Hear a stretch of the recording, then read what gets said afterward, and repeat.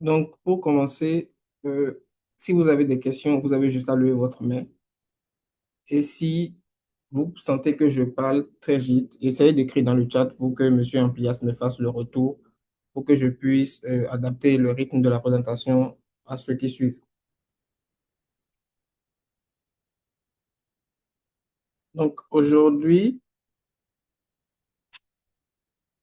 nous sommes au niveau de l'atelier 1. Je vais appeler ça un atelier, mais plutôt la première étape de cette journée, ce qui va vous amener concrètement à formuler votre problème de santé communautaire et à avoir un plan d'action final à la fin de cette journée. Donc, moi, je m'appelle Edoro Serge Léon Padonou. Je suis infirmier de formation. J'ai une maîtrise en recherche en santé publique. Actuellement, je suis candidat au PhD en épidémiologie et j'ai aussi de l'expérience en santé communautaire et en soins infirmiers, tout simplement parce que j'ai fait comment dit-on, de l'expérience professionnelle au Bénin avant de continuer mes études à l'extérieur. Actuellement, je suis à l'Université de Montréal, principalement à l'école de santé publique. Donc, aujourd'hui, nous allons parler de comment est-ce qu'on part du terrain pour détecter un problème de santé. Quand on parle de problème de santé, c'est tout ce qui, en général, tout ce qui affecte directement la santé de la population, indirectement la santé de la communauté, c'est-à-dire ça peut aller même, comme l'animatrice l'a dit tout à l'heure, ça peut même aller au niveau des déchets parce que ces éléments-là ont chacun une influence sur la santé d'un homme, d'un enfant ou d'une femme. Vous allez regarder dans le chat, j'ai mis un lien. Vous irez sur ou clap sur votre téléphone parce que moi, j'aimerais que la session soit interactive pour tout le monde pour que on s'entende. Donc, vous irez sur clap et vous allez mettre le mot de passe APPCJ2. Je ne sais pas si M. Amplias peut épingler le message. Comme ça va nous permettre de parler. Vos noms ne vont pas s'afficher. Là, c'est plus simple pour que les gens se parlent. Parce que parfois, quand on est en groupe, c'est compliqué pour certaines personnes parce qu'ils se disent la réponse que je vais donner n'est pas forcément la bonne réponse. Les personnes ne réagissent et on perd du temps. Donc, essayez de rejoindre l'événement pour qu'on commence.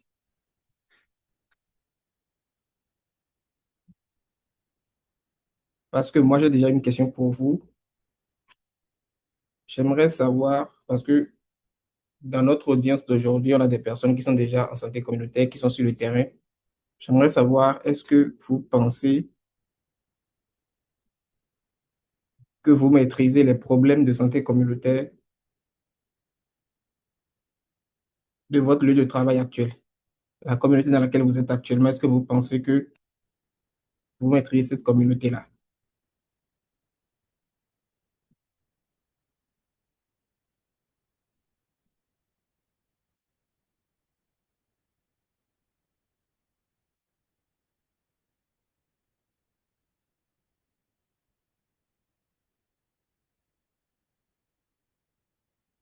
Vous avez accès?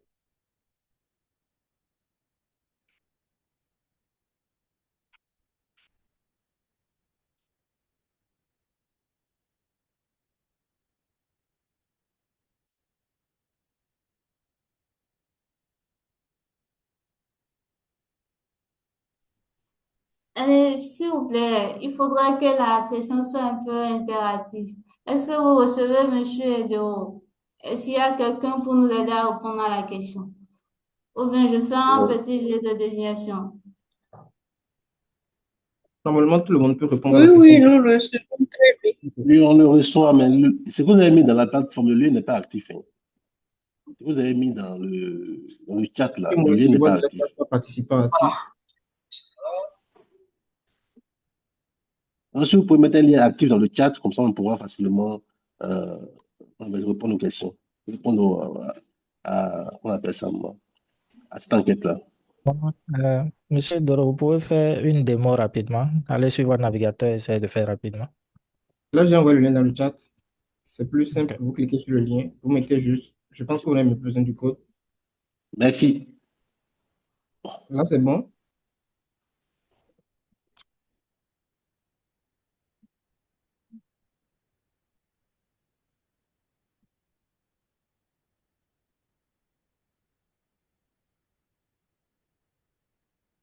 Il y a 15 participants actuellement, on est 42. Donc, essayez de 16, ok, on évolue. Là, si vous rejoignez, ne quittez plus, comme ça, après, on va juste enchaîner les questions.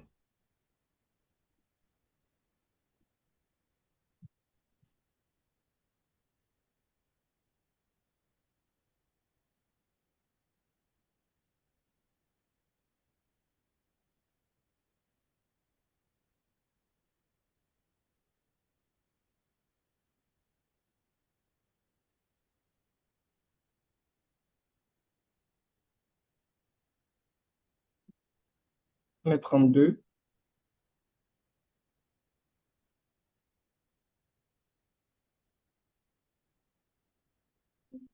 S'il vous plaît, est-ce que j'ai accès, mais il ne faut pas les questions.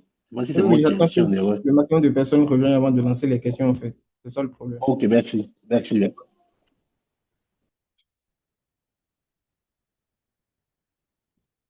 Mais quand vous rentrez, ne quittez plus la page parce qu'il y aura d'autres questions après et comme ça, on va gagner du temps.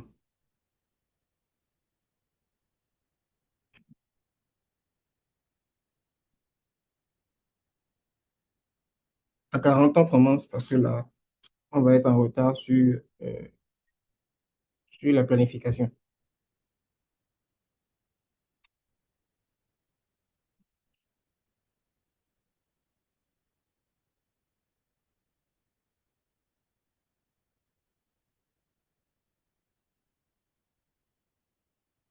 OK. Donc, ce que je disais, c'est dans votre posture actuelle, avant que vous ne commenciez ce soir, à quel point est-ce que vous pensez que vous maîtrisez les vrais problèmes de santé de votre communauté?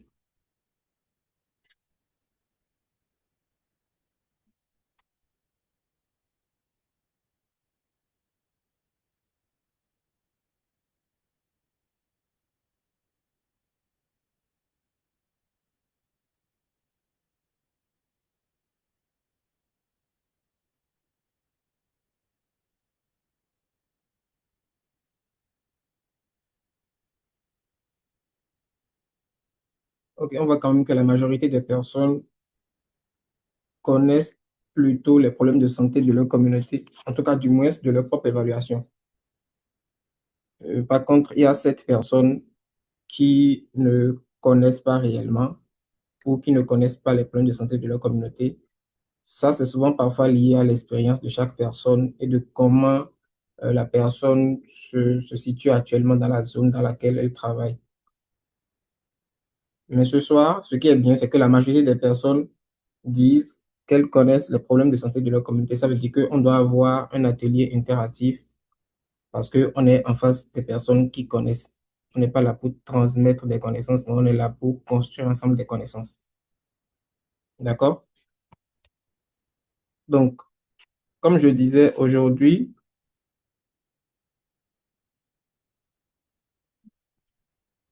nous allons voir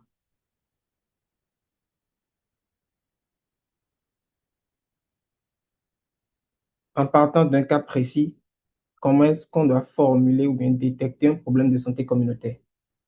Généralement, dans les communautés, est-ce que quelqu'un peut nous mettre dans le chat une phrase d'un problème de santé communautaire qu'il entend? Qu'est-ce que les gens se disent souvent quand ils entendent parler de problèmes de santé communautaire? On peut prendre l'exemple sur, par exemple, des enfants, sur, par exemple, le taux de consultation, sur, par exemple, le taux de vaccination. Qu'est-ce que, pour ceux qui ont répondu tantôt qu'ils connaissent plutôt les problèmes de santé de leur environnement, quel genre de problème est-ce que vous avez détecté dans votre environnement? Quelqu'un peut mettre un exemple dans le chat?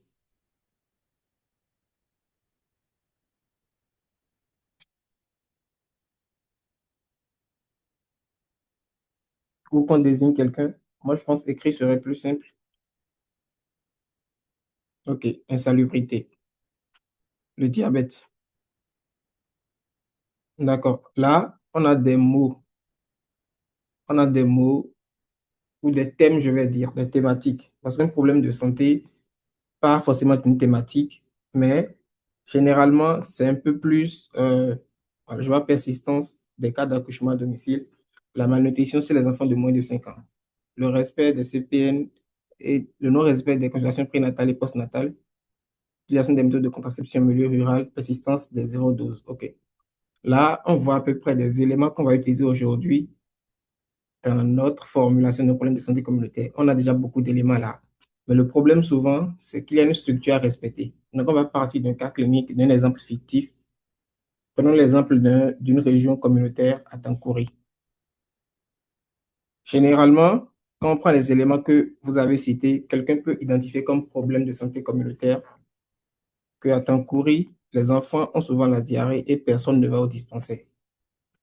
À partir de ce cas, vous allez bien garder ce cas-là parce que ça va guider notre réflexion durant ces 3 jours. On va partir de ce cas pour identifier comment est-ce qu'il faut formuler réellement un problème de santé communautaire, comment est-ce qu'il faut comment dit-on, formuler les objectifs SMART en fonction de ce problème de santé communautaire et comment est-ce qu'il faut adapter ou construire un plan d'action. Donc, on va garder le même fil conducteur pour faciliter nos échanges, pour ancrer ça dans une pratique. Donc, ce soir, nous allons apprendre à documenter le problème avec la communauté, construire une formulation finale utilisable pour un plaidoyer.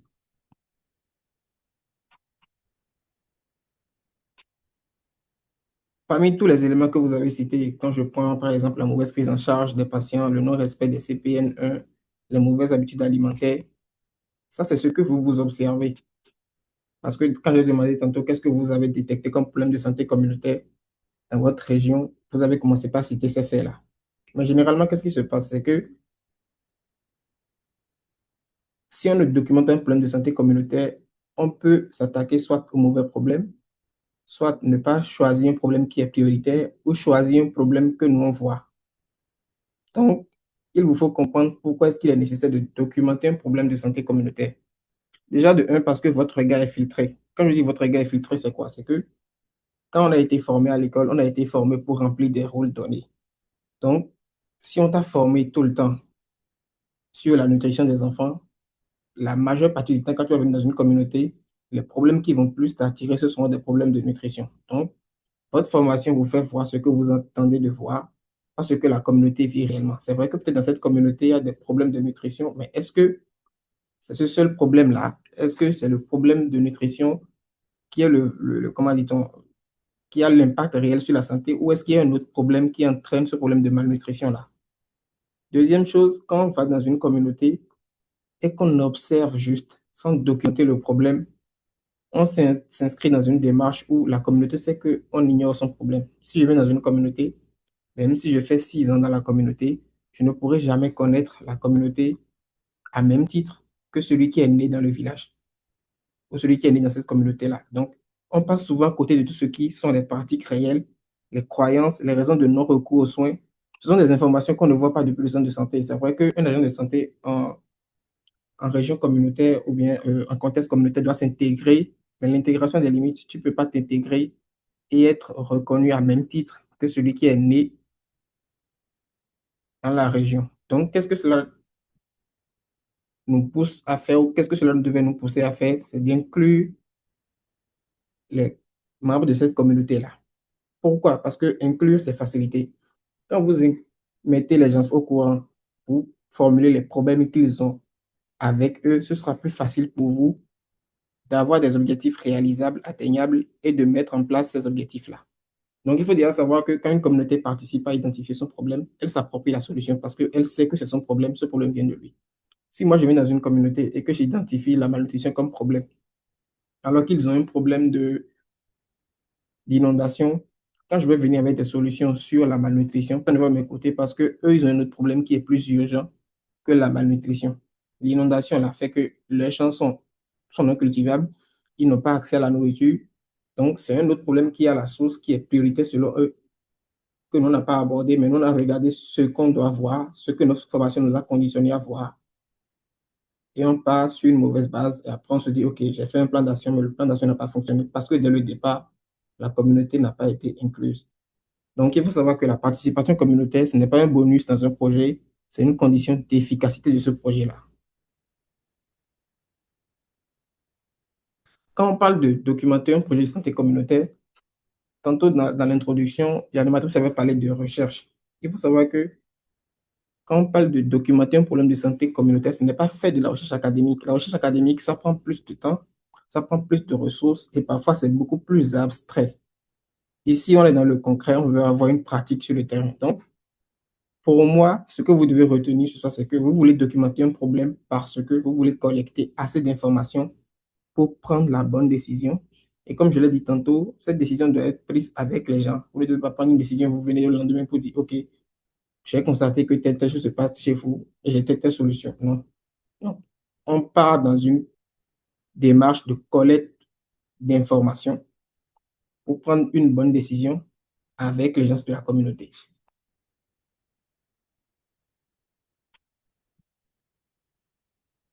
Vous avez des questions?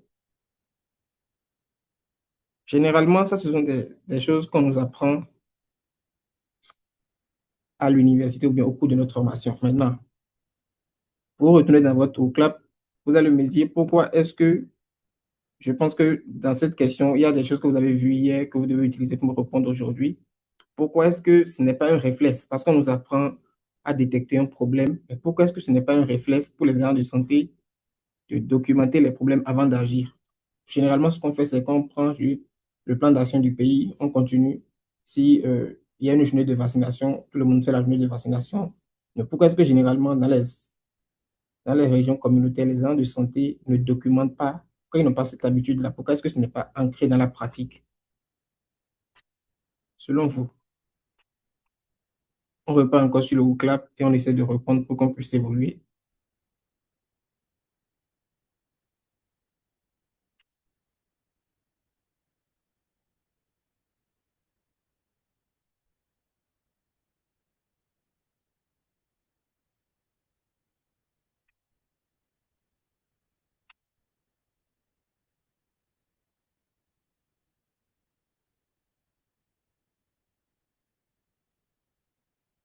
Bonsoir, cher formateur. Oui, Ok, moi je pense que les gens ne documentent pas parce que et c'est pas aussi facile d'entrer en possession des données. Les données sont dans les hôpitaux, les données sont en fait, il y a des données qui sont manquantes, les choses ne sont pas renseignées comme il faut. Du coup, les données ne sont pas disponibles. Et même si c'est disponible, pour entrer en possession de ces données-là, c'est vraiment pas facile. Donc, quand tu veux si bien que même quand tu as la volonté de le faire et tu voudrais le faire correctement, c'est que ça va te prendre plus trop de temps que tu risques même d'être découragé de ne plus aller au bout. Donc, ok. c'est ce que moi je remarque en tout cas. Je vois un manque de données euh, parce qu'il manque de formation, insuffisance de formation, pas ignorance,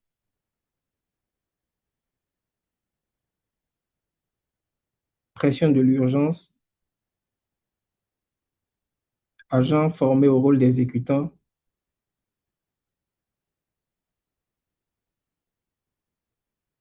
Ok, je vois que le manque de données revient le plus souvent. Quand on parle de manque de données ou on parle de agents formés au rôle d'exécutant, ça part d'un principe fondamental que quand on est dans une communauté exacte,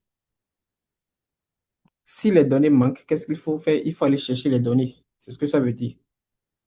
Parce que sans les données, vous ne pouvez pas documenter le problème et vous ne pouvez pas agir sur le problème.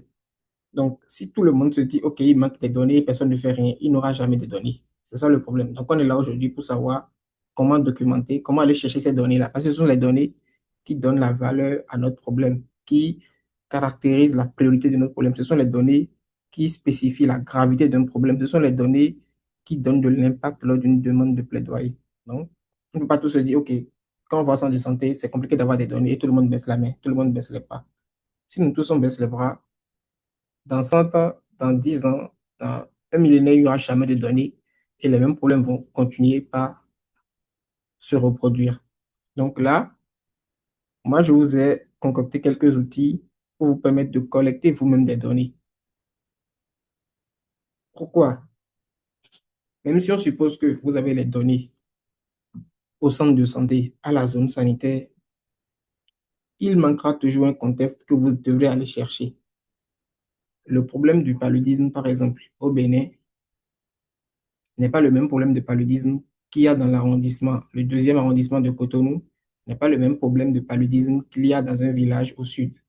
Donc, un problème de santé communautaire, là, on est en santé communautaire, c'est toujours ancré dans un contexte de réalité culturelle, de disponibilité, de, d'habitudes liées au style de vie des personnes qui partagent une même culture. Donc, le manque de données, c'est un défi qu'on se doit de surmonter avec la formation que les gens de santé ont normalement à partir de la licence. On est capable de documenter un problème de santé. Et vous devez vous rappeler chaque fois que j'avais dit, ce n'est pas qu'on veut faire de la recherche académique, mais on veut avoir assez d'informations pour prendre une décision au niveau communautaire. La décision que vous voulez prendre, par exemple, sur un problème de paludisme dans le deuxième arrondissement de Cotonou, sera fonctionnelle pour le deuxième arrondissement de Cotonou. Ce ne sera pas une décision qu'on va aller publier dans un journal et dire, OK, à Cotonou, ils ont trouvé le moyen pour que personne n'ait plus de paludisme. Non, ce sera à Cotonou, on a trouvé le moyen pour qu'il y ait moins de cas de paludisme dans le deuxième arrondissement de Cotonou. Donc, c'est un problème qui est ancré dans une communauté. Donc, pour documenter un problème, ça dit pas aller chercher ces données-là. Les méthodes les plus simples, les plus facilement applicables au niveau communautaire, il y en a quatre, qui sont soit l'observation directe, l'entretien individuel, une enquête rapide communautaire ou des groupes de discussion qu'on appelle encore focus group. L'observation directe, ça, tout le monde le fait. L'entretien individuel, c'est accessible à tout le monde. Pendant une consultation, pendant une suite de soins, pendant une CCC, communication, point changement de comportement, ça peut se faire. Focus group, ça peut se faire pendant une IEC, pendant une séance de sensibilisation. Et vous allez voir ici que j'ai précisé que quand on est sur le terrain en région communautaire, on va toujours combiner au moins deux méthodes.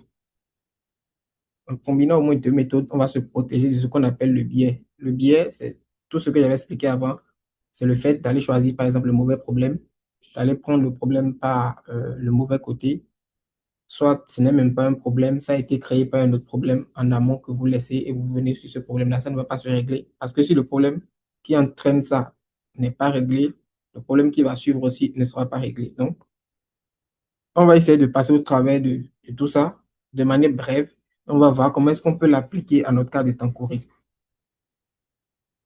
L'observation directe, c'est ce que tout le monde fait. On va dans une région, on regarde, on compte, on note, on ne pose pas de questions, on regarde juste. Quand est-ce qu'on peut utiliser cette observation directe? C'est pour décrire des comportements réels.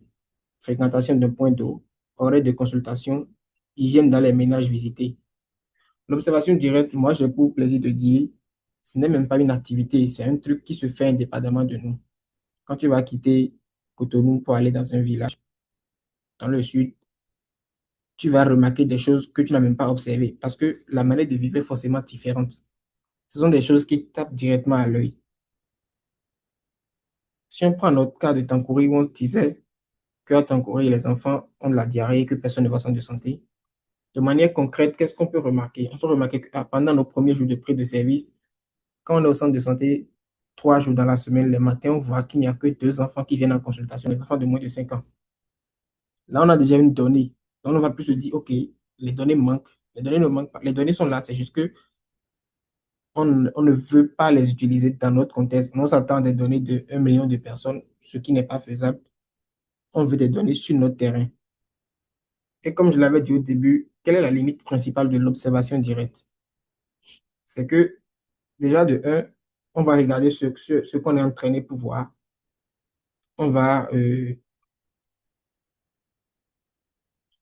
filtrer indépendamment de nous. Ce ne sera pas forcément un truc qu'on veut, mais on va juste filtrer les comportements en fonction de ce qu'on a été formé pour voir. Et deux choses, les comportements peuvent changer en présence d'un observateur. Si on prend par exemple le problème de la fréquentation d'un point d'eau, si on se rend compte que les gens, la communauté, ils consomment de l'eau qui n'est pas bien traitée, de l'eau non potable, ils ont leur manière habituelle de puiser de l'eau sur un point d'eau. Si toi, tu vas te poster sur ce point d'eau-là et qu'ils savent que celui-ci, c'est l'agent de santé de la communauté, dès que tu viens là, les comportements réels qu'ils avaient, ils vont changer ces comportements-là. Pas peur de bien plaire, pas peur de dire, OK, on va bien faire pour le montrer qu'on fait bien aussi. Donc, il y a cette limite principale là aussi, c'est que en fonction de ce que vous observez, les gens peuvent changer leur comportement juste pour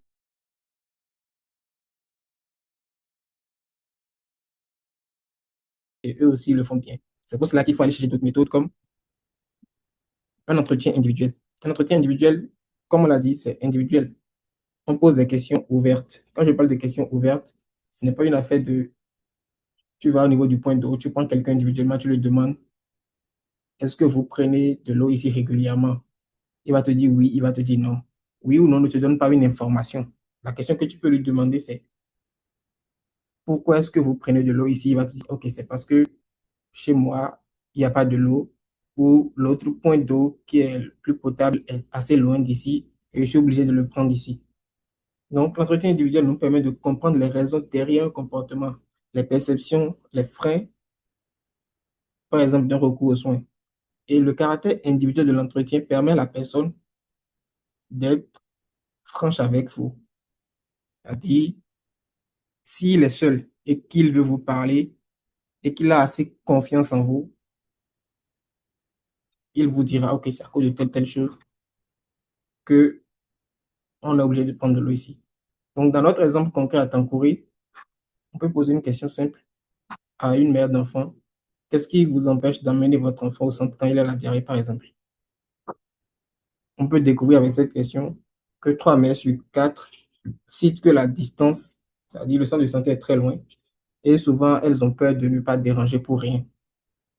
Donc ici, vous allez voir que j'ai mis 3 mères sur 4. Ça veut dire quoi? Que l'entretien individuel, ce n'est pas d'aller prendre juste une seule personne et de lui poser la question et de dire, OK, toi, qu'est-ce qui fait que tu ne viens pas à l'hôpital? Si elle dit, c'est à cause de la distance, ça veut dire c'est juste sa réponse là, non. C'est un truc qu'on peut faire sur 5, sur 6 personnes pour être sûr de voir est-ce que les mêmes réponses vont se répéter, est-ce qu'il y aura d'autres aspects qui vont être couverts par d'autres réponses.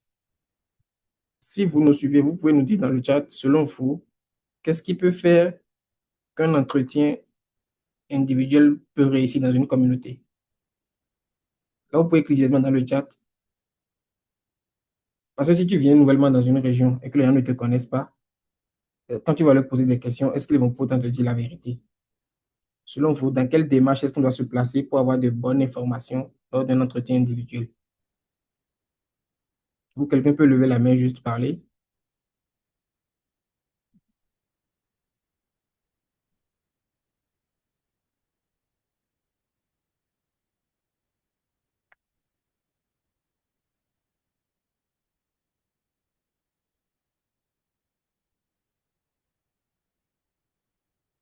L'animatrice peut Oui, désigner quelqu'un. Madame Fifame.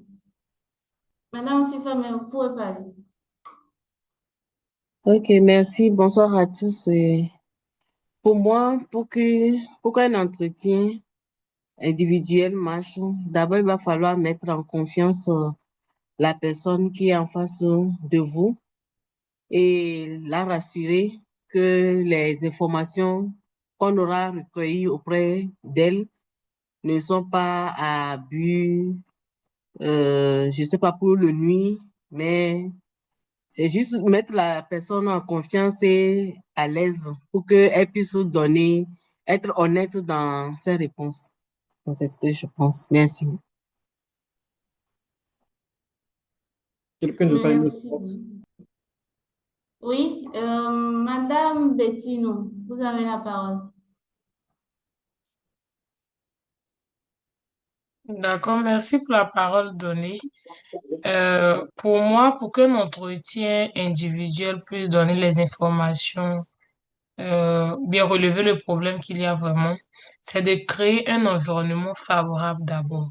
Donc, de mettre en confiance la personne, de la rassurer, de lui dire que tout ce qu'elle dira sera confidentiel, qu'elle n'aura pas à se faire, je dirais, réprimander, tout et tout, et que c'est confidentiel.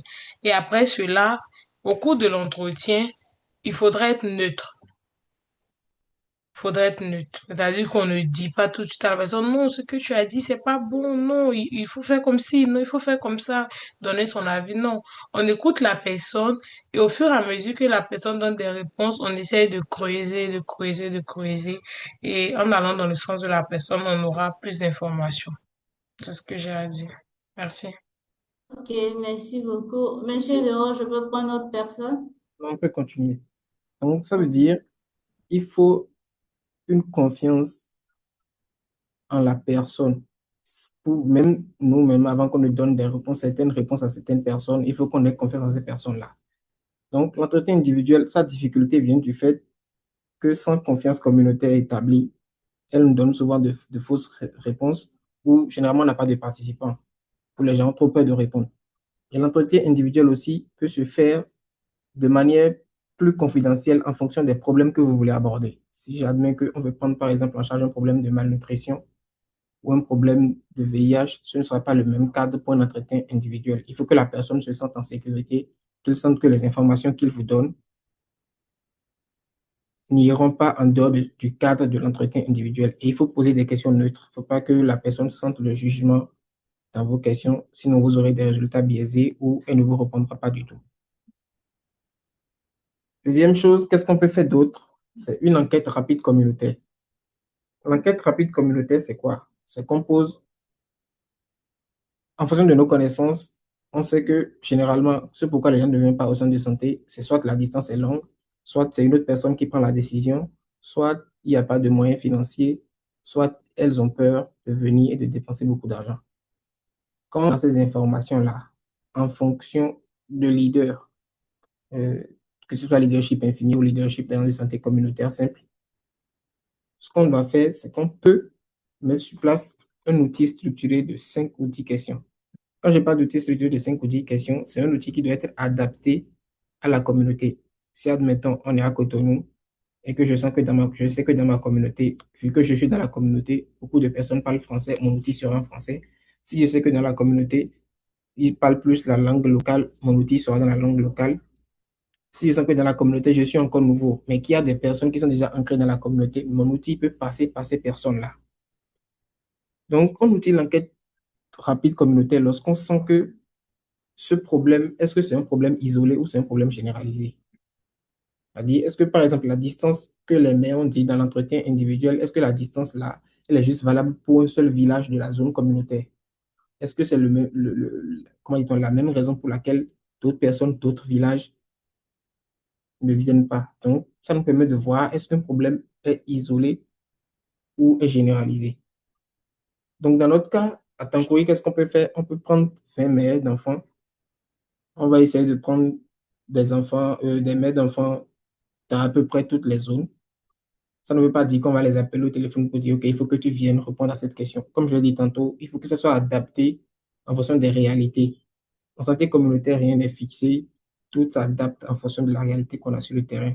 Je peux passer par un prêtre de couvent, je peux passer par un prêtre d'église, je peux passer par un agent de santé, un relais communautaire qui est dans la zone bien depuis, je peux passer par un prêtre vaudou. Ça va dépendre des réalités auxquelles je fais face.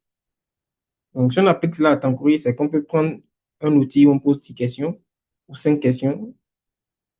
Le nombre de questions va dépendre des connaissances que vous avez sur le sujet. C'est pour cela que je dis qu'il faut toujours croiser deux outils, soit en fonction de ce que vous avez observé, en fonction de ce que vous avez entendu à l'entretien individuel.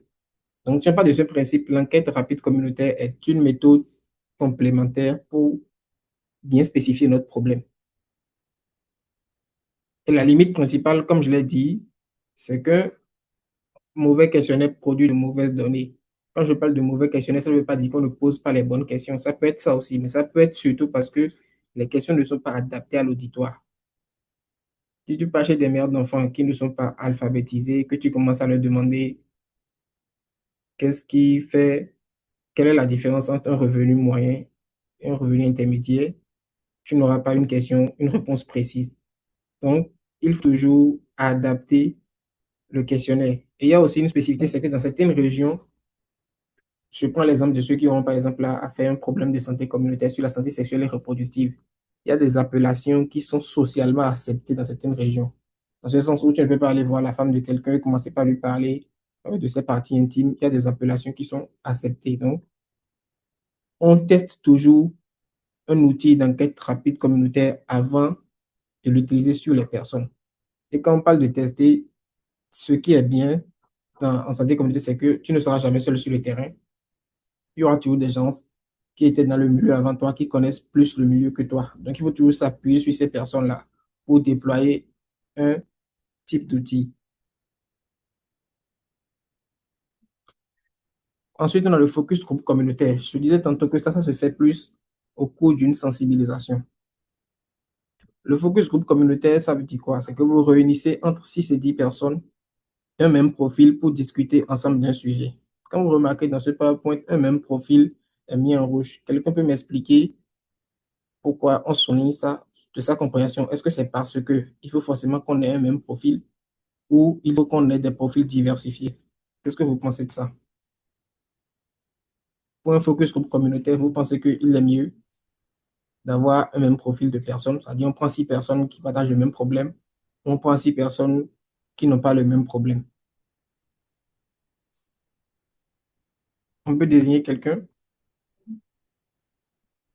Euh, Monsieur Abel, est-ce que vous pouvez nous aider pour la question, s'il vous plaît?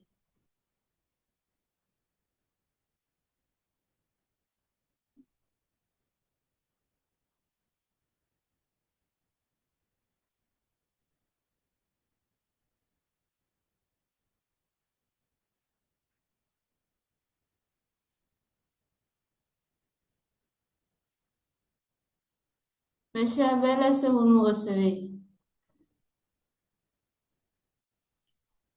Sinon, Monsieur Claude,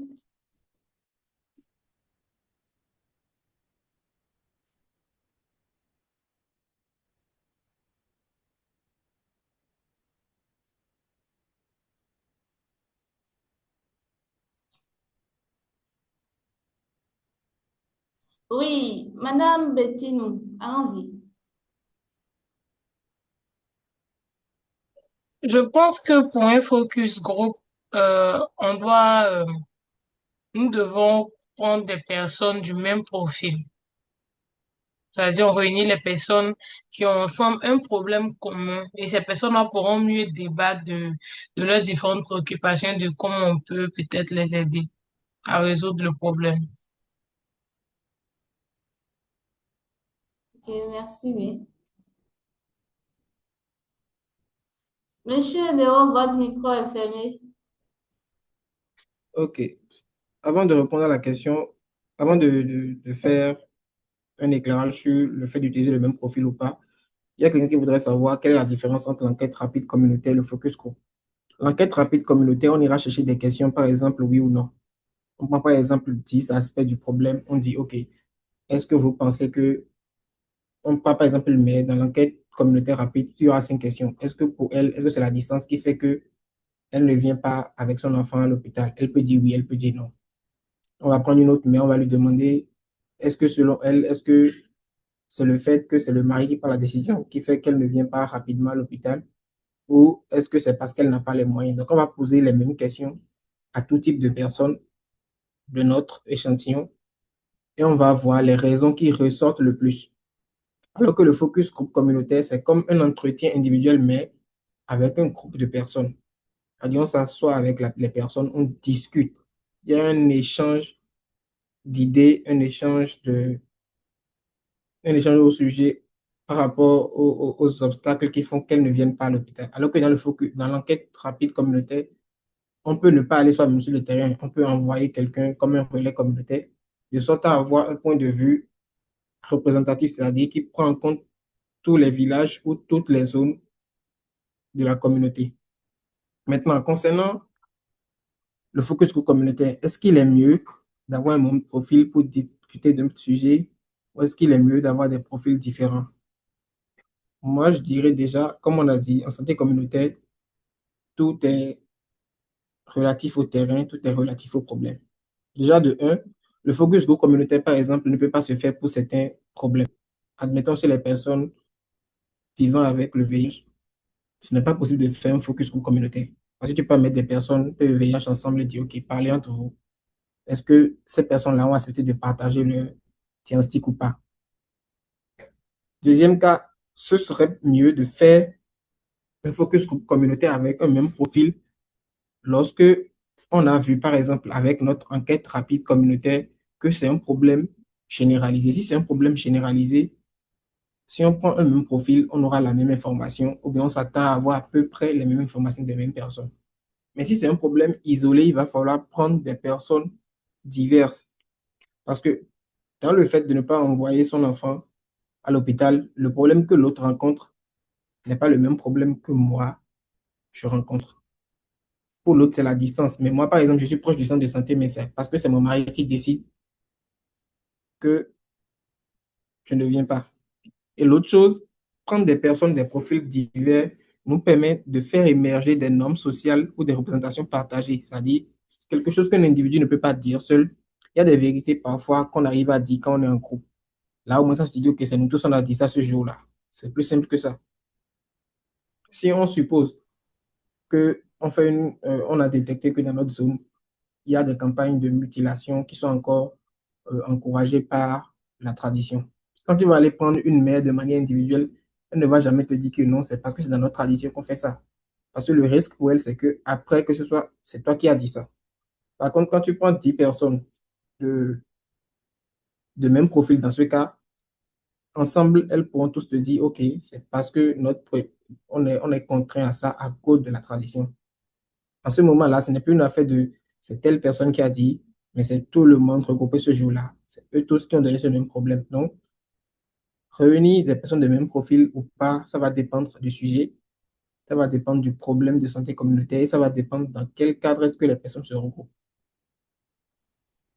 Ok, Monsieur Ndero, je voudrais Oui, répondre rapidement sur votre intervention par une question dans le chat qui dit, donc l'enquête rapide communautaire correspond au questionnaire. oui, l'enquête rapide communautaire peut être faite avec un questionnaire ou pas. Questionnaire dans ce sens où on a au moins deux questions ou juste une seule question où on demande à plusieurs personnes. Donc, l'enquête rapide communautaire, c'est le nom, mais on peut utiliser beaucoup d'outils.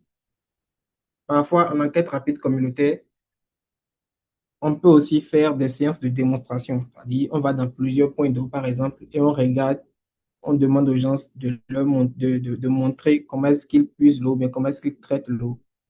Donc, dans ce cas, ce n'est plus un questionnaire, mais c'est que tu as observé une série de cas et tu te bases sur ça maintenant pour peut-être proposer un mode de fonctionnement que tout le monde va partager dans la communauté. Donc, l'enquête rapide communautaire, c'est un nom de méthode dans lesquelles on utilise plusieurs outils. Mais généralement, un questionnaire, c'est plus simple, mais ça va dépendre, comme je dis toujours, du sujet. Si par exemple, c'est pour montrer aux mères d'enfants comment est-ce qu'il faut préparer de la farine enrichie, on est d'accord que de la manière pratique, ce serait plus simple.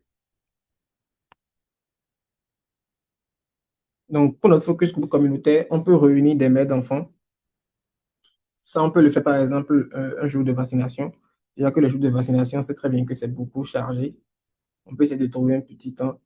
Ce n'est pas forcément d'aller faire asseoir les gens, c'est leur dire, OK, on veut vous poser des questions. Non, même dans la blague, même dans une animation, on peut faire rapidement un focus groupe communautaire.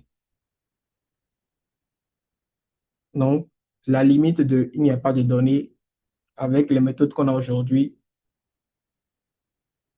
je pense que normalement, on peut avoir assez de données pour prendre une décision spécifique à une communauté.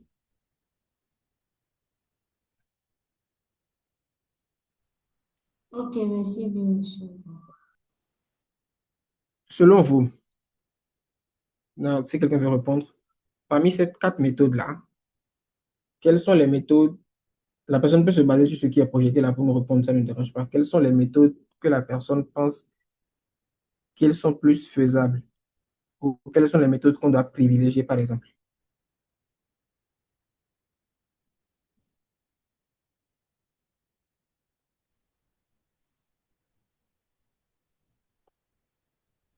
On peut désigner quelqu'un? Oui, mais Madame Diouf. Euh, Bonsoir encore. Salut. Bon, parmi les méthodes-là, on pourrait choisir l'entretien individuel, puisque ça touche directement les personnes concernées. Merci. OK. Une autre réponse? Oui, Madame Bettino. C'est l'entretien individuel également que j'allais D'accord. désigner. OK. Donc, dans cette question, ce que je voudrais retenir ou bien attirer votre attention, c'est qu'une seule méthode ne va jamais vous servir en enquête communautaire. Pour documenter un problème, une seule méthode n'est jamais idéale. Il faut toujours combiner au moins deux méthodes. Ça veut dire quoi? Que parmi ces quatre méthodes, que ce soit l'observation directe, l'entretien individuel, l'enquête rapide ou encore le focus group, il n'y a pas une méthode qui est meilleure que l'autre. Chaque méthode a ses faiblesses et a ses forces. C'est pour cela qu'il faut toujours prendre deux méthodes pour combler les forces et les faiblesses de l'autre. L'entretien individuel, elle est parfaite pour des sujets qui sont un peu plus sensibles. Et avec ça, on peut combler une observation directe. L'enquête rapide, elle est aussi accessible pour un problème qui est généralisé. On peut ajouter un focus group pour comprendre plus le problème. Parce que retenez une chose, mieux tu comprends le problème, mieux la décision est adaptée et mieux on a de bons résultats. Donc, l'idée de documenter un problème de santé communautaire, c'est de comprendre réellement le problème à travers le prisme de ce que les gens vivent, pas à travers ce qu'on a été formé à voir. On va faire un petit exercice sur ces. Pour retourner dans le vocab, on va essayer de voir. Pour vous, on dit un agent observe seul la fréquentation du centre pendant 3 jours. Quel est le risque principal? Un agent, je explique mieux, c'est qu'un agent de santé, il s'est positionné à l'entrée du centre de santé pendant 3 jours et il a remarqué la fréquentation. Peut-être il a noté que les gens sont venus en nombre, il a noté que les gens ne viennent pas. Mais quel est le problème de cette conclusion qu'il tire? Quel est le risque ou bien quel est le problème à travers.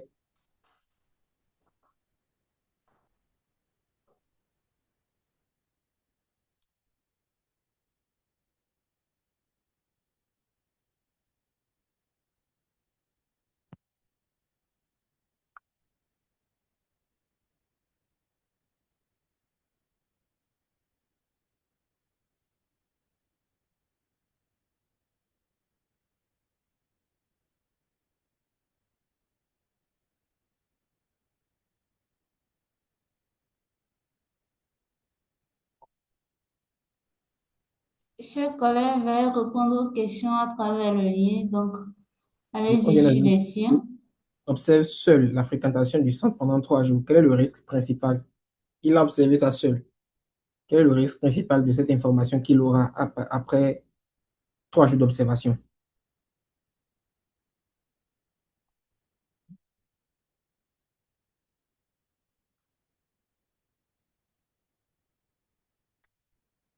Ok, on peut procéder par élimination. Déjà, la réponse 4 n'est pas valable parce que, comme on a dit, toutes les méthodes, peu importe la méthode que vous utilisez, il y a toujours un risque qu'on se trompe de problème identifié. Donc, aucun risque déjà n'est pas valable. 3, aucun risque est donné trop précis, c'est à peu près la même chose. Il n'y a pas une méthode qui va vous donner des informations ou bien des données très, très précises. Comme on l'a dit, il y a une méthode a toujours ses forces et ses limites. Donc, ça se joue entre le manque de temps et le biais d'observation. Quand on prend le manque de temps, est-ce que le manque de temps, même s'il observe pendant un mois, il va toujours revenir à la même conclusion? Parce il va observer ce qu'il a été observé et ce qu'il a été formé à voir. Donc, si pendant les 3 jours, il observe juste la même chose, même si on lui donne un an, il va observer toujours la même chose parce que c'est ce qu'on l'a formé à observer. Donc, ici, le vrai problème, c'est le biais d'observation. Surtout que l'observation a été faite seule. Donc, il se base juste, lui, sur Mhm. son expérience et sur ses compétences. N'oubliez pas que peu importe ce qu'on fait, de manière consciente ou inconsciente, il y a toujours nos expériences qui entrent en jeu. Donc, ce qu'il devrait faire, par exemple, c'est en partant de la conclusion qu'il va tirer des 3 jours d'observation, aller ajouter une autre méthode. On peut aussi voir une autre question assez rapidement. La question sur toujours les méthodes de collecte de données en santé communautaire.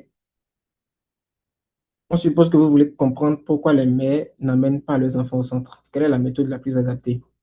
Quand on prend les mères de Tankouri dans notre cas précis,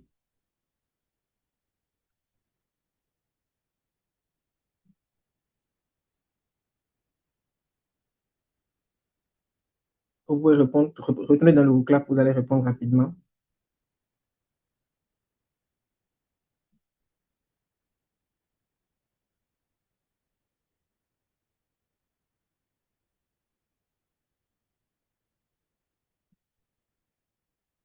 Vous voulez comprendre pourquoi. Ici, on cherche le pourquoi. Pourquoi est-ce que les mères n'amènent pas leurs enfants au centre? Quelle est la méthode la plus adaptée?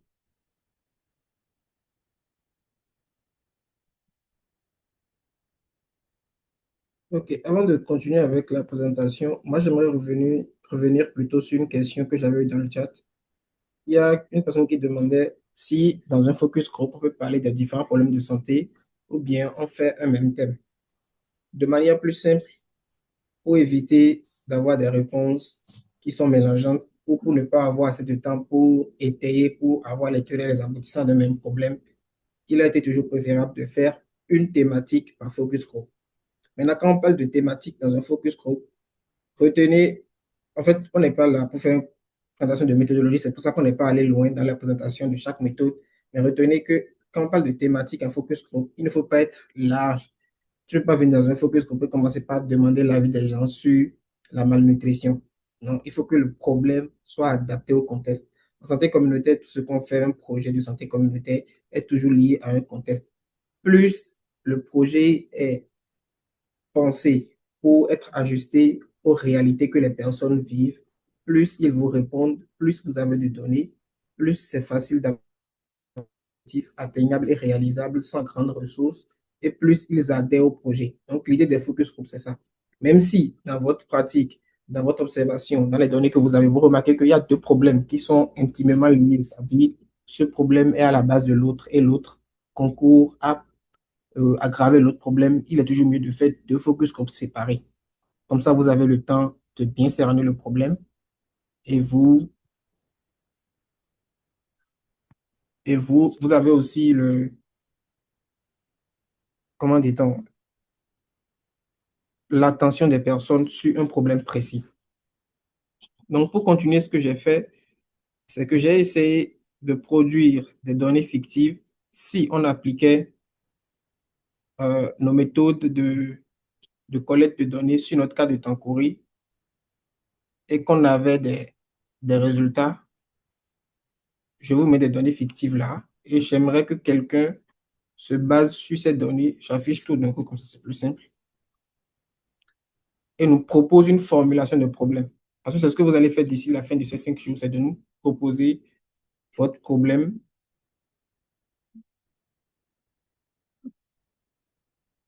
avec les bonnes données.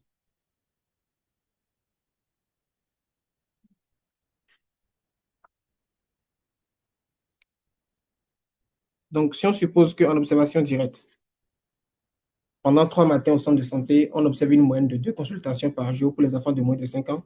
On fait des entretiens individuels et sur 4 mères interrogées, on a 3 mères qui évoquent que c'est la distance et la peur de ne pas déranger pour rien qui font qu'elles n'amènent pas les enfants à l'hôpital. Et dans une enquête rapide qu'on a fait sur 20 mères d'enfants, par exemple, on a remarqué que 14 mères d'enfants ont déclaré qu'elles préfèrent attendre 2 jours avant de consulter lors d'une diarrhée. Et pendant les focus group, comme on avait dit, les focus group permettent aux gens de mettre un mot sur des réalités, des représentations sociales, sur des contraintes culturelles qu'une seule personne ne peut pas déclarer. Donc, on suppose que dans notre focus group, on a vu ou on a entendu qu'une des thématiques ou bien qu'un des obstacles les plus redondants, c'est que les mères disaient que c'est le mari qui décide si l'enfant va au centre de santé. Donc, la décision ne leur revient pas. Si on prend ces informations-là et on garde à l'idée que on doit croiser au moins 2 méthodes de collecte de données, j'aimerais au moins avoir 3 personnes qui vont nous proposer une présentation de ce problème de santé-là qu'il y a dans la région de Tampoi. L'animatrice peut désigner 2, 3 personnes et ensuite on va essayer de voir quel format est-ce qu'on attend.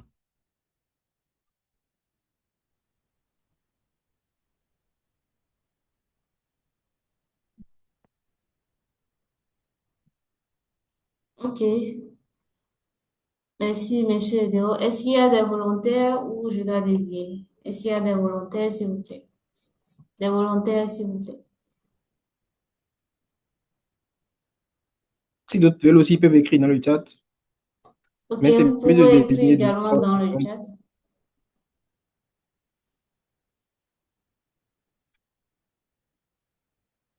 Vous pouvez désigner quelqu'un au hasard. Ok, Madame Kamel.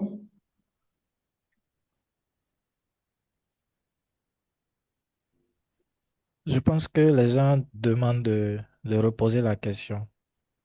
OK.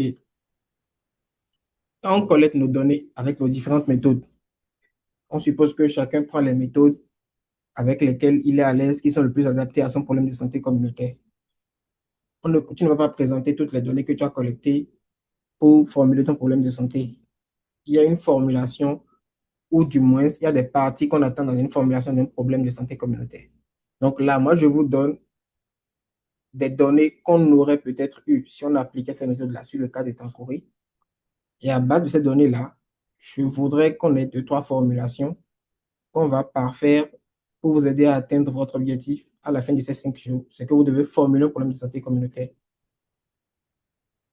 Donc, la personne qui prend la parole peut prendre soit une donnée, trois données, quatre données, le nombre qu'elle veut pour nous formuler un problème et après on améliore ensemble.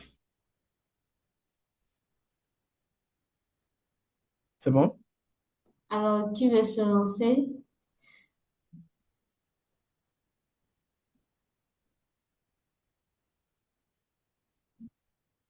Madame Eunice.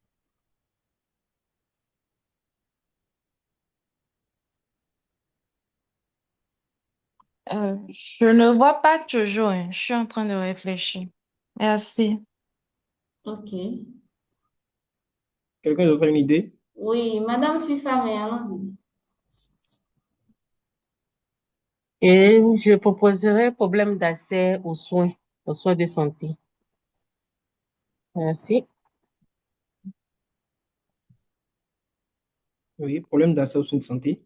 Oui, Madame Bettino.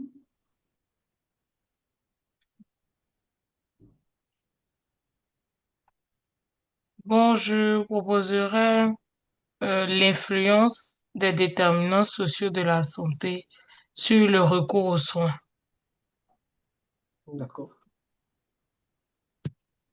Donc, sur les deux, pour qu'on gagne du temps, parce que là, il va bientôt rester 30 minutes, sur les deux problèmes, les deux formulations qu'on a, vous allez remarquer qu'il y a des erreurs qu'on a soulignées depuis le début qui sont encore dedans, ce qui n'est pas grave parce qu'on est au début de l'atelier et c'est justement pour ça qu'on est là. Une des premières choses, c'est que parfois on prend une thématique ou on prend un thème pour un problème de santé communautaire. Comme la première personne l'a dit, elle a dit problème d'accès aux soins de santé. Problème d'accès aux soins de santé, c'est un problème qu'il y a dans tous les pays. Mais en santé communautaire, comme on l'a dit, le problème doit être le plus ajusté possible pour refléter la réalité d'une communauté. Et c'est pour cela qu'on part chercher des résultats. Quand on prend le problème d'accès aux soins, au Bénin, on a des problèmes d'accès aux soins.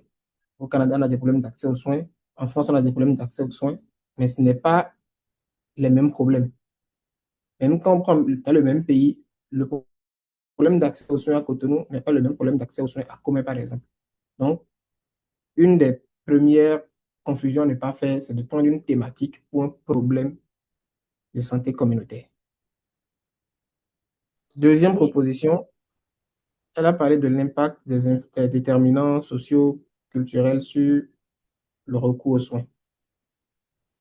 Ça, je dirais, il y a déjà une partie, c'est un peu plus précis que juste de dire problème d'accès aux soins. Mais sauf que ça, il manque toujours la marque de la communauté. On est allé chercher des données, il faut qu'on puisse utiliser ces données-là pour formuler notre problème de santé. Parce que généralement, qu'est-ce qui se passe? Un problème de santé communautaire, on ne l'identifie pas juste pour dire, OK, je suis venu dans la communauté, j'ai vu tel problème. On veut agir sur le problème. Si tu veux agir sur le problème, parfois, et dans la plupart des cas, la plupart du temps, on voudrait que le problème, la résolution du problème, les actions à entreprendre nécessitent le moins de ressources possible. Mais toujours est-il que on est forcément contraint quelque part d'aller chercher un plaidoyer, d'aller chercher un partenaire, d'aller chercher quelqu'un qui va nous accompagner dans une action communautaire. Si je vais chez quelqu'un, je lui dis, OK, dans ma région, j'ai un problème d'accès aux soins, il ne va pas comprendre quel problème j'ai, il ne pourra pas m'aider, il ne pourra pas comprendre les ressources que je demande. Si je vais, je lui dis, OK, j'ai vu qu'il y a une influence de quelques déterminants socioculturels sur l'accès aux soins dans ma région, il ne comprendra toujours pas pourquoi est-ce que je veux faire une action et comment est-ce que mon action va viser telle personne et quelles sont les ressources dont j'ai besoin. Donc, le problème d'action de santé communautaire, ce n'est pas un sujet de recherche, ce n'est pas un sujet de mémoire, ce n'est pas euh, une thématique à explorer. Moi, je dirais plutôt la manière la plus simple, la plus efficace pour faire sortir toutes les réalités, pour présenter ce genre de problème, c'est de faire un paragraphe. Donc, dans notre Monsieur paragraphe, Edero, s'il vous plaît, il y a Monsieur Juste qui a levé la main. Je ne sais pas si je vais d'accord. poser une question. Monsieur Juste, vous avez la parole.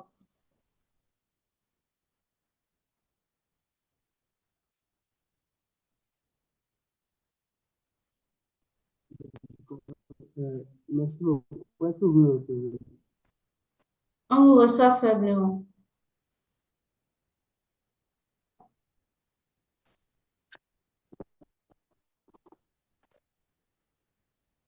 Est-ce que vous me recevez? Oui. Ah, d'accord, ok, merci beaucoup. En fait, euh, après l'explication de Monsieur Deo, j'aimerais proposer un problème que voici. euh, 70 70% des maires de la localité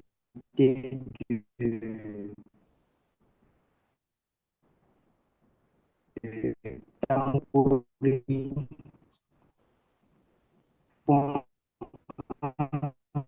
recours à fort Monsieur Juste, je ne sais pas si c'est à mon niveau, mais j'ai du mal à vous recevoir. en cas de diarrhée pour les enfants de moins de 5 ans. Voilà. Donc, c'est ce que j'aimerais proposer comme problème.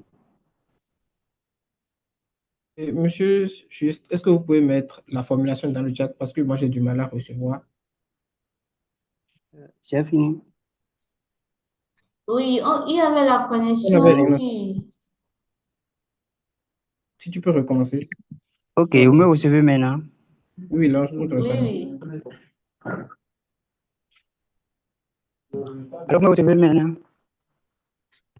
Oui, oui, là, on te reçoit. D'accord, d'accord.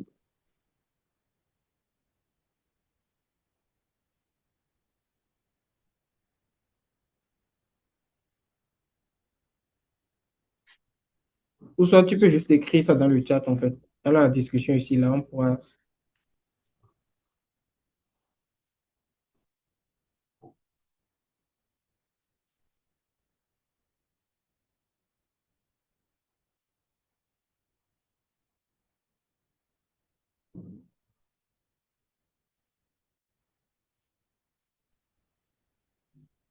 Je pense que vous pouvez continuer, il va écrire.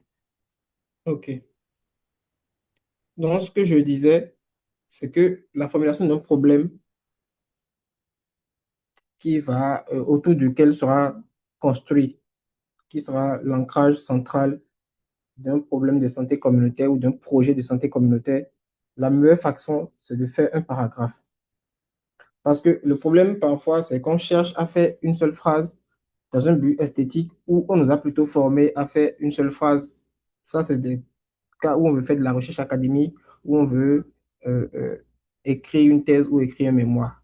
Ce qu'on veut faire ici, c'est identifier un problème, voir des leviers clés sur lesquels on peut agir de manière rapide. C'est pour cela d'ailleurs que les méthodes qu'on a vues tantôt ne sont pas des méthodes qui demandent beaucoup de ressources, qui demandent beaucoup de temps à être mises en œuvre. Donc, dans la formulation d'un problème de santé communautaire, qu'est-ce qu'on recherche? On recherche premièrement une population précise. Quand je dis le problème d'accès aux soins, je n'ai pas précisé de population. Et comme je disais, chaque population a ses réalités. On veut que l'ampleur du problème soit chiffrée. Parce que quoi, il y a des mots qu'on utilise souvent qui sont difficiles à cerner. Quand moi je dis la plupart des personnes ne viennent pas à l'hôpital, la plupart pour moi, c'est peut-être 2 personnes sur 3. La plupart pour une autre personne, c'est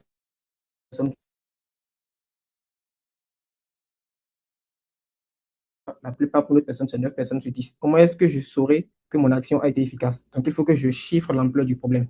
C'est pour cela que je pars collecter des données. Ce que on veut, c'est que le maximum de causes soit identifié. Quand on dit le maximum de causes soit identifié, c'est les causes principales. On sait que parfois, dans un problème, il y a des causes qui entraînent d'autres causes qui sont directement liées au problème. Mais dans le cadre de cet atelier, ce que nous on attend dans la formulation finale, c'est que vous identifiez au moins 3 causes qui sont documentées. Et enfin, lorsque vous formulez votre projet de santé ou bien votre problème de santé communautaire, il doit avoir un enjeu pour aller faire un plaidoyer. Comme je disais, on veut forcément agir sur des leviers pour améliorer la santé des populations en réglant le problème en question. Ce qu'on veut, c'est dépenser le moins, c'est-à-dire mettre moins de ressources en jeu.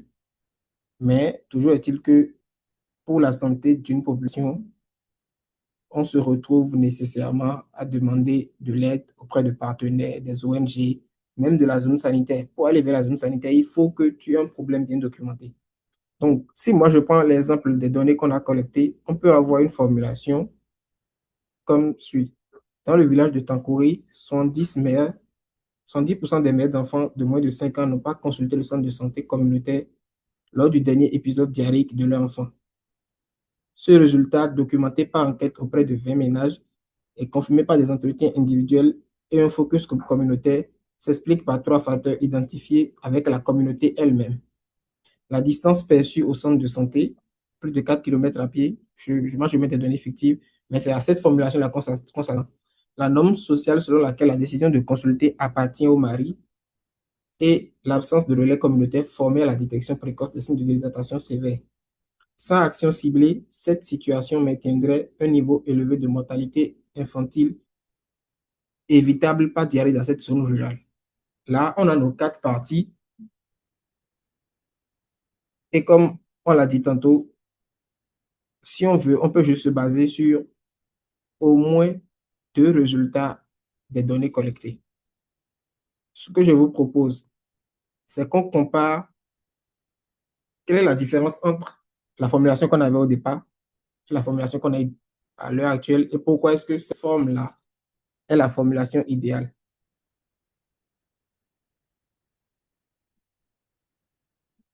Au départ, on avait un problème qui est formulé comme quoi que à Tankouri, la plupart des mères d'enfants n'amènent pas leurs enfants lorsqu'ils font la diarrhée à l'hôpital. Quand je dis ça, c'est un problème qui est assez vague, déjà du point de vue de la population. Quand on dit les enfants, c'est les enfants de quel âge? Est-ce que c'est jusqu'à 18 ans, c'est jusqu'à 15 ans, c'est jusqu'à 20 ans? On peut encore structurer plus le problème. Dans notre formulation finale, qu'est-ce qu'on a dit? On a dit que les mères d'enfants de moins de 5 ans et qu'on s'est basé sur 20 ménages enquêtés. Ça montre déjà qu'on connaît, on sait de quoi on parle, on sait sur quoi on veut agir. Dans notre formulation de départ, ils avaient mentionné Tankouri. Et ce que nous on a fait avec nos données qu'on allait collecter, on a apporté plus de contexte. On est allé voir, OK, c'est les personnes qui sont à plus de 4 km du centre de santé. Parce que le même, comme je le dis depuis le début, le même problème qu'on vit au Bénin à Cotonou n'est pas le même problème qu'on vit au Bénin à Comé. C'est la même chose dans un village. Le même problème que celui qui est proche du centre de santé vit n'est pas le même problème que celui qui est à 4 km du centre de santé vit. Et ça, ce sont des choses qu'il faut savoir avant de commencer un projet. Sinon, tu vas faire, par exemple, un projet qui est adapté aux personnes qui sont à 4 km et les personnes qui sont à moins d'1 kilomètre ne seront pas concernées. Et ce sera compliqué pour toi d'évaluer ce problème-là après. Troisième chose, on a parlé de l'ampleur. Nous, on avait dit souvent. Généralement, on utilise des expressions comme souvent, la majorité, la plupart, ou parfois même on dit les mères d'enfants. Il faut avoir des chiffres.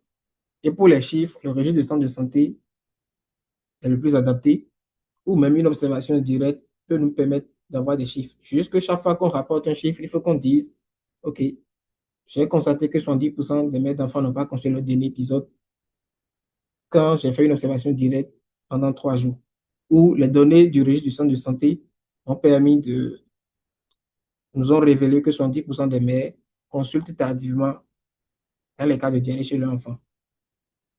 Les causes, dans notre formulation de départ, on n'a mentionné aucune cause. On a juste dit que les mères ne venaient pas à l'hôpital lorsque les enfants avaient la diarrhée. Quand on n'a pas les causes, c'est compliqué d'agir. Quand tu n'as pas de cause, tu veux formuler ton objectif par rapport à quoi? Tu veux agir sur quoi? C'est comme si tu vois juste un problème, tu ne sais pas ce qui amène le problème, mais tu veux régler le problème. Les sources, comme je le disais tantôt au niveau de l'ampleur, chaque fois qu'on cite l'ampleur d'un problème, il faut qu'on cite la source avec laquelle on a eu ce chiffre-là. Pourquoi? Vous le verrez au cours de la journée de demain, parce que si je mesure un problème au départ avec une observation directe, à la fin, quand je finis de faire mon action, je dois vérifier encore avec l'observation directe pour voir est-ce que ça a changé. Et le dernier point final, c'est que le problème de santé communautaire, même s'il est formé, même si vous savez que pour ce problème-là, de base, je n'ai pas besoin de ressources, c'est un problème que je vais prendre en charge seul. C'est un problème que, avec l'organisation du centre de santé, des relais communautaires, des agents de santé communautaire qualifiés, on peut résoudre ce problème-là. Il faut toujours avoir un enjeu pour un plaidoyer. Peu importe comment le problème est plus simple à régler, il faut toujours que on sente dans votre formulation de problème qu'il y a un enjeu à aller chercher les partenaires.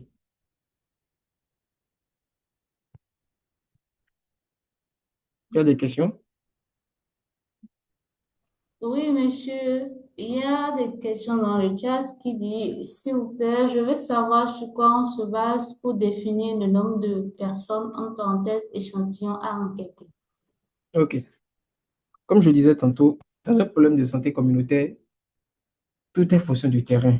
On n'est pas dans une recherche académique. En recherche académique ou bien pour un mémoire, bien pour une thèse, on a des formules mathématiques bien appliquées, bien existantes et qui sont déjà fixées pour te dire, OK, pour que tu puisses me dire que telle chose crée tel problème, il te faut 200 personnes, il te faut 400 personnes. Mais un problème en santé communautaire, généralement, tout est lié au terrain. Si je suis dans un contexte où c'est une maladie à haut potentiel épidémique, je ne veux pas attendre d'aller atteindre 100 personnes avant de commencer par prendre des actions. Donc, je fais une enquête rapide communautaire sur 10 personnes, ça va. Je fais une enquête rapide communautaire sur 5 personnes, ça va. Si c'est un problème qui est beaucoup plus ancré dans la communauté, un problème qui est purement social, ça va me prendre plus de temps. Parce qu'il faut que j'aille comprendre plus pourquoi est-ce qu'à la base, c'est culturellement comme ça. Donc, tout est fonction du problème qu'on a en face de soi. Comment dit-on? En santé communautaire, on n'a pas un échantillon fixe au départ, mais la manière, c'est-à-dire les premiers chiffres que tu peux avoir dans ton échantillon peuvent te permettre d'aller fouiller plus. Si au départ, avec 10 personnes, j'ai de nouvelles causes. Chaque fois que je pose la question à d'autres personnes, j'ai de nouvelles causes qui ressortent, je continue. Par exemple, en focus group, la technique des focus group, c'est quoi? On commence à parler du problème et on écoute les gens. Mais quand on remarque que les personnes recommencent à citer les mêmes causes, ça veut dire qu'ils n'ont plus rien de nouveau à apporter sur ce problème. À ce niveau, on peut arrêter. Donc, tout est contexte de est-ce qu'on veut réagir rapidement? Est-ce qu'on veut mettre en place un plan d'action dans les prochains jours qui viennent? Est-ce qu'on veut aller sur un problème qui est là depuis des années et qu'on veut forcément induire un changement durable mais à petits coups? Donc, tout est fonction de, de ce qu'on veut faire avec notre plan. Pour ce qui est de la taille, en santé communautaire, il n'y a pas une taille définie, une taille précise. C'est pour cela d'ailleurs que quand je dis 70%, il faut que je précise que c'est 70% sur 20 personnes. Quand je dis 80%, il faut que je précise que c'est 80% sur 20 personnes, en fonction du nombre de personnes que j'ai enquêtées. Est-ce que la personne est satisfaite?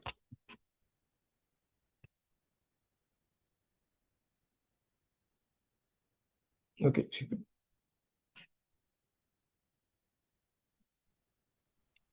Donc, 3 erreurs classiques à éviter, c'est d'éviter des sujets trop larges. La santé maternelle et infantile en Afrique subsaharienne. Non. On est en santé communautaire et un village, une population, une période.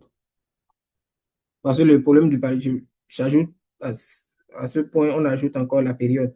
Le problème du paludisme en juin n'est pas le même problème du paludisme en septembre. Donc, En fait, on est sur des projets. Pour que ton projet nécessite le moins de ressources, il faut qu'il soit le plus précis possible. Parce que quand tu veux prendre en charge toute l'Afrique, ce n'est pas les mêmes ressources dont tu as besoin si tu veux prendre en charge juste 50 personnes. C'est un peu ça. Deuxième chose, éviter les formulations sans données. Les gens ne vont pas à l'hôpital, ou la plupart des personnes, souvent, ou toutes les mères, ou bien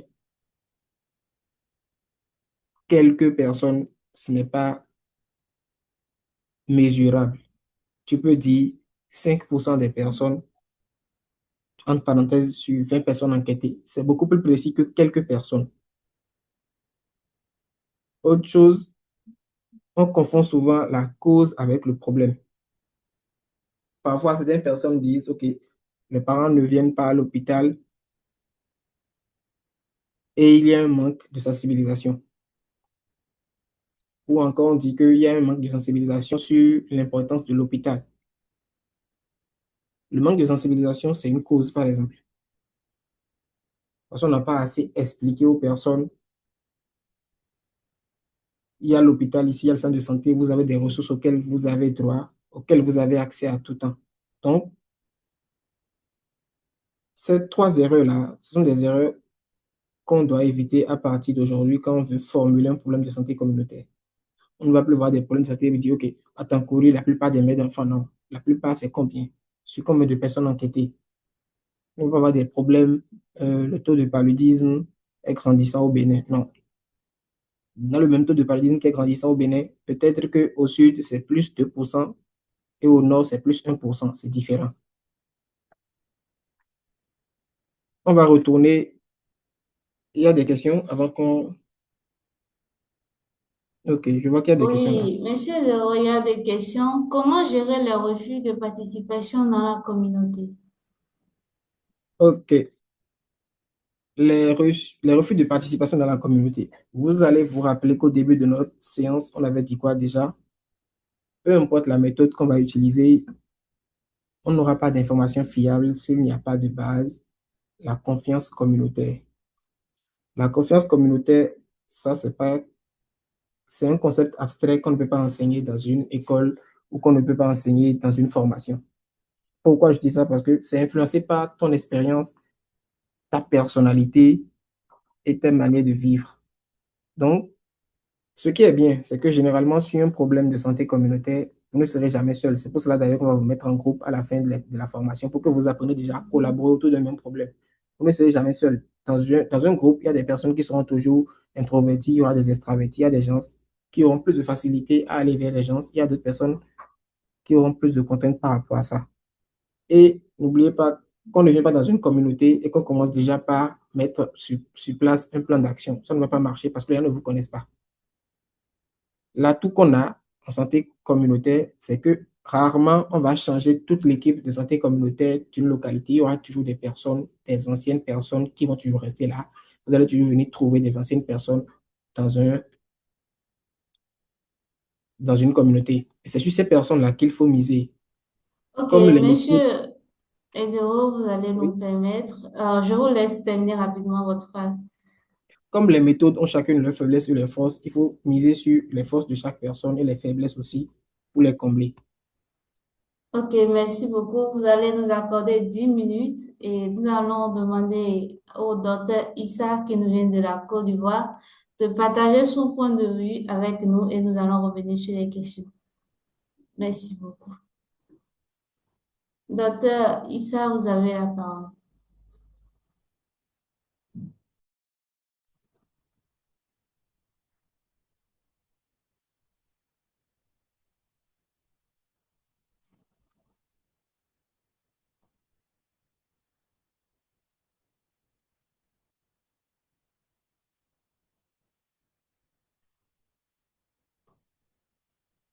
Je pense que là, tout de suite, n'est pas là. Oh, ok. Je pense qu'il est revenu. Ok.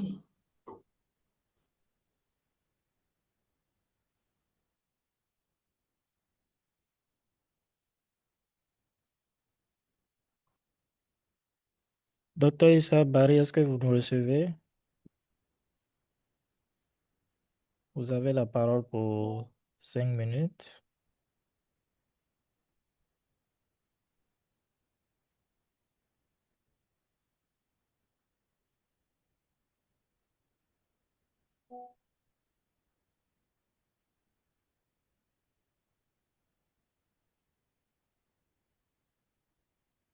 Bon, je pense qu'on peut continuer avec les questions. Ok, alors, Monsieur Edero, Il y avait nous il y avait allons une autre revenir question. à vous, ok, pour les questions. Ok. Donc, les refus de participation, c'est, il y en aura toujours, même si tu es ancré dans la communauté pendant des années, ça va dépendre de ton sujet. Si tu fais un projet sur la santé sexuelle et reproductive, attends-toi déjà à beaucoup de refus de participation. C'est des choses qu'on anticipe en fonction du problème qu'on a. Et on essaye d'adapter ces méthodes, on essaie d'adapter comment aller collecter les informations. Je vois qu'il y a une autre question sur, une fois le problème formulé, une fois le problème trouvé et formulé, que faire ensuite? À qui s'adresser si on suppose que le problème nécessite des actions qui dépassent l'intervention de l'agent de santé seul? Déjà, aucun problème ne sera réglé par un seul agent de santé. Il n'y a pas ce problème-là qu'une seule personne va régler. Parce que les causes des problèmes, souvent, sont de plusieurs ordres. Souvent, c'est lié au comportement de la personne elle-même, c'est lié à son éducation, c'est lié à son contexte culturel et social. Donc, autour d'un projet communautaire, il y aura toujours une équipe. Et qui dit équipe, dit ressources individuelles de la part de chacun des membres de l'équipe. Maintenant, quand est-ce qu'il faut qu'on aille chercher plus que ces ressources-là? C'est pour cela que je disais, déjà dans votre formulation, vous devez partir avec un enjeu de plaidoyer. Parce que tu peux commencer un problème et te dire, OK, avec notre équipe, on est capable de gérer ce problème. Et quand on commence à déployer notre plan d'action, on se rend compte que non, on a besoin de ressources. À qui s'adresser, ça va dépendre du problème que vous avez, ça va dépendre de votre région, ça va dépendre des réalités de votre terrain. Ça peut être une ONG, ça peut être la zone sanitaire, ça peut être un prêtre d'un couvent. L'essentiel, c'est qu'on ne partage pas juste un projet communautaire à tout le monde parce qu'on veut des ressources, non.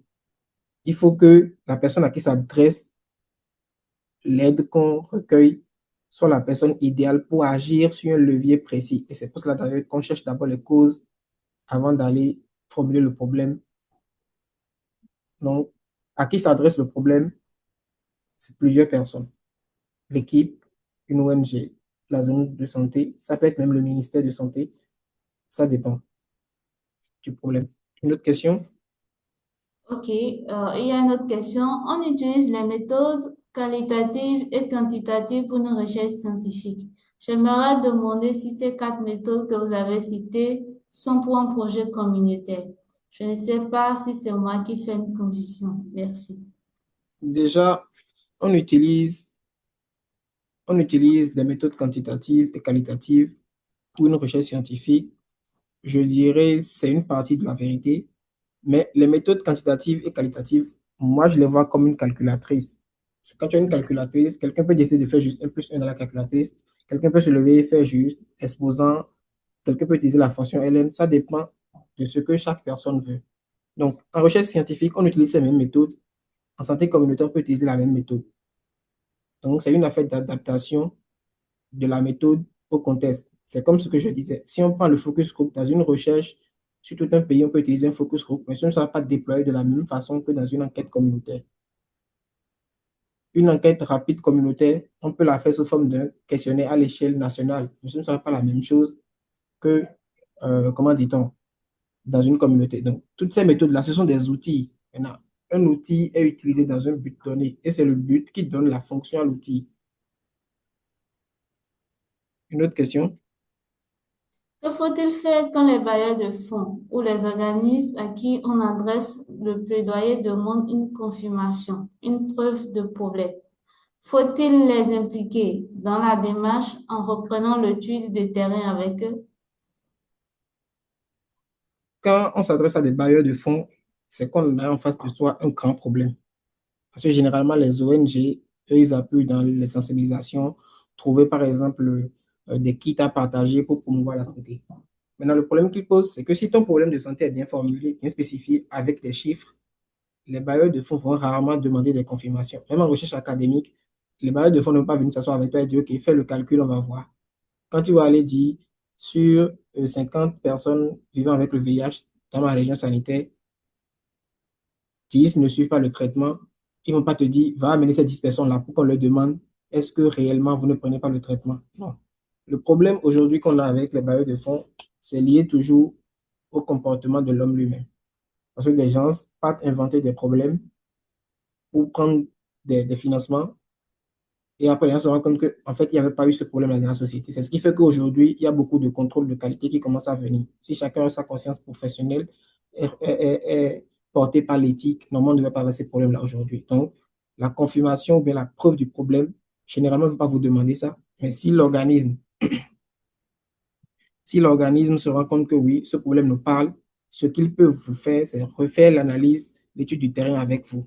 Mais on va rarement vous demander d'amener des preuves si c'est bien défini. D'autres questions? Il n'y a pas d'autres N'hésitez questions. pas à relancer si vous n'avez pas de réponse satisfaisante, hein. Donc, c'est tout pour le moment. OK. On va retourner dans le vocab pour faire une dernière question. Si quelqu'un veut réagir aussi directement, on peut désigner quelqu'un au moment où d'autres personnes remplissent la dernière question. Moi, j'aimerais savoir, quand vous repartez d'ici ce soir, dans votre zone de travail actuelle, quelle est la méthode de documentation que vous utilisez en premier et pourquoi? Si on se base sur tout ce qu'on a dit, quelle méthode de documentation on doit utiliser en premier? Bon, pas en fonction de vos réalités, quelle méthode de travail vous allez utiliser pour documenter un problème ou même pour constater le problème, juste ça. Vous voyez mon écran? Je ne pense pas.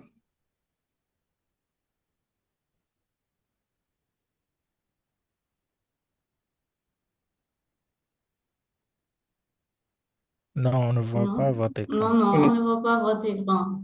C'est bon, vous pouvez retourner sur le clap. Au Oui, même moment, c'est bon l'animatrice maintenant. peut désigner quelqu'un dans le groupe pour essayer de répondre à la question. Qui peut nous aider, s'il vous plaît, qui peut nous aider?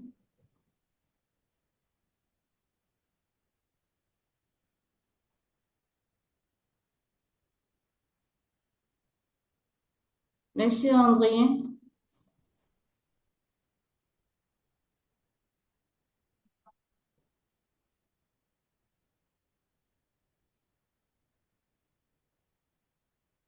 Quand on se base sur tout ce qu'on a vu ce soir en termes de méthode, en termes d'adaptation au terrain, quelle est la méthode que certains préfèrent utiliser en premier?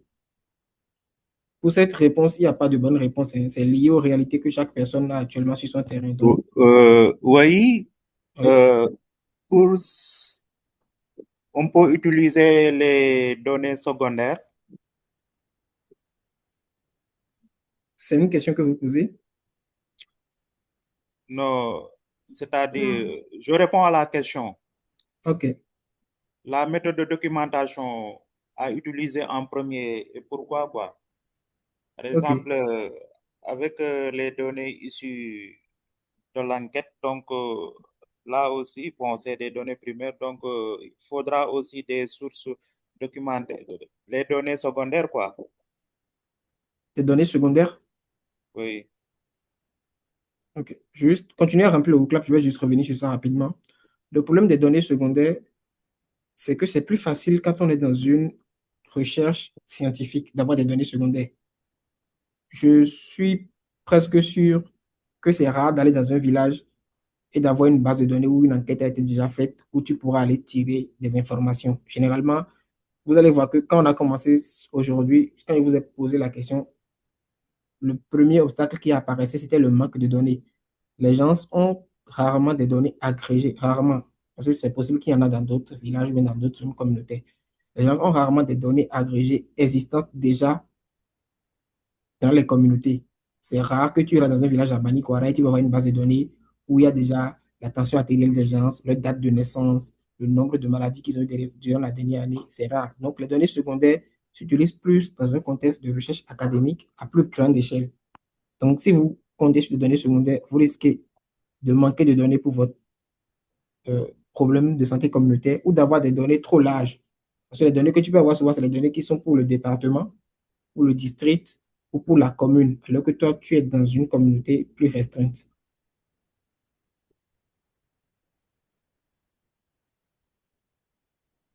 Euh, on peut utiliser, par exemple, les normes, les normes de l'OMS, par exemple, pour faire des comparaisons par rapport aux indicateurs. Oui, Donc là aussi, c'est un exemple de documentation. Comme le manuel SFR aussi, le manuel SFR, on peut l'utiliser.